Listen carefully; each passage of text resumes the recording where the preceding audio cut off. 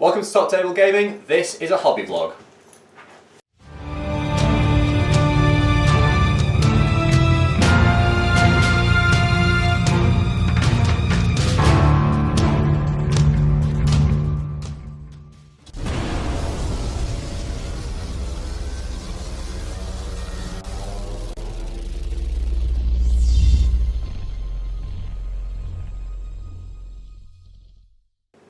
Welcome guys, you're here with your host Top Table Ben, and I'm just going to be showing you a few of the bits that I'm working on at the moment. As you all know, we're working on a Tale of Four Gamers for Vanguard, so I'll show you a bit of an update of what I've been working on there.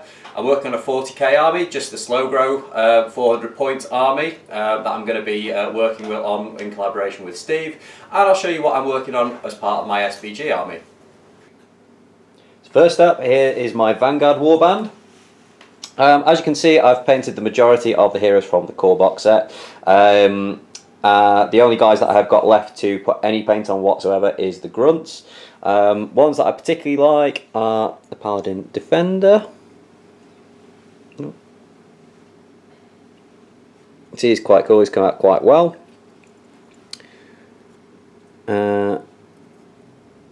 Veteran Sergeant, again he's come out quite cool. And another Paladin there. So not quite finished yet. I've still got a little bit of basing to do, and I've still got the grunts to paint, as I said. The colours that I decided on these, I've gone away from the blue and white Basilean kind of stereotypical colours. I was actually inspired by Jay's work on the A Song of Ice and Fire army that he's done. As primarily an SBG player, I've not had an opportunity to paint much red, so I thought this was something that I could try out on this warband. In amongst this, I've got 100 points worth fully painted up, so hopefully over the next week or so I'm going to be meeting up with Top Table Lee, and we're going to be getting our first couple of games in and just getting me used to the mechanics of the game before we start putting some bat reps out. Next up is my 400 points of Death Guard. So this is what myself and Steve are going to be working on over the next few weeks. Steve's going to be working on 400 points of Space Marines. I'm going to be working on 400 points of Death Guard. Now all this stuff has come with the Warhammer Conquest magazines, which we've been collecting over the last few months. It's got to a point now where we both feel like we have enough miniatures to be able to get some decent sized games in. I've drawn up a couple of lists, and this to me looked like the coolest list. So as my leader, or as my HQ option, I'm going to be taking Lord of Contagion, and this is Lord Felthius. There's loads and loads and loads of detail on this guy, and I don't know if you can see quite, but his face is really cool. He just looks like he's got that really kind of menacing grin. And on the back there's loads and loads of like all this detail on the back, and what's really cool as well is when I was looking at this model, some of these are actually maggots as well, so I'm hopefully going to be able to pick those out when I start painting him. Along with him I've got his cohort of Terminators. This guy's got this massive great big gun. Again, loads and loads of details on these guys. And these are all unique models as well. They're easy to build. Putting these together took me maybe 15-20 minutes. Really not that long at all. Next up, I've got a unit of Plague Marines. Now I've actually used 2 packs of the easy to build Plague Marines here. Unfortunately, there is going to be a bit of duplication. They aren't really open that much to any sort of conversions or any sort of changes. I have, however, converted my Sergeant ever so slightly. So this guy here, he still needs a little bit of green stuff around his neck, but I've repositioned his claw. Originally, he was this guy. As you can see, he's got his claw kind of back. He's looking forward. So what I've done is repositioned his arm, so his arm is facing upwards, and I've repositioned his head ever so slightly. Now I still do need to put a little roll of green stuff just underneath his... was that focusing? Do need to put a little roll of green stuff just underneath his head, but I'm going to use that as like a neck roll just to kind of accentuate the bloatedness of this guy, but it just makes him a little bit different to the other guys in his unit. And then last but not least, I've got 10 Poxwalkers. Now, as you can see, I have started painting these guys already. What you might find interesting is I have only used washes to paint these so far. So at the moment, I sprayed them with Corax White, then gave them a quite heavy wash with Reichland Flesh Shade, and then I have washed certain parts like the horns and some of the pustules and things with Athonian Camo Shade, just to sort of pick them out a little bit. I'm really pleased with how these have turned out.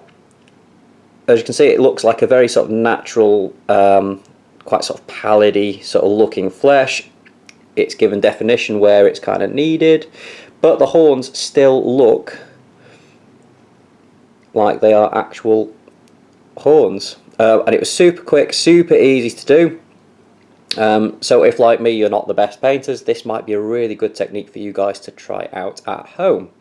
But really pleased. I still need to do a little bit of detail work, obviously on all the clothing areas. I am going to pick out some of the face details and some of the other details on the bodies, but I'm really pleased with how these guys have turned out so far.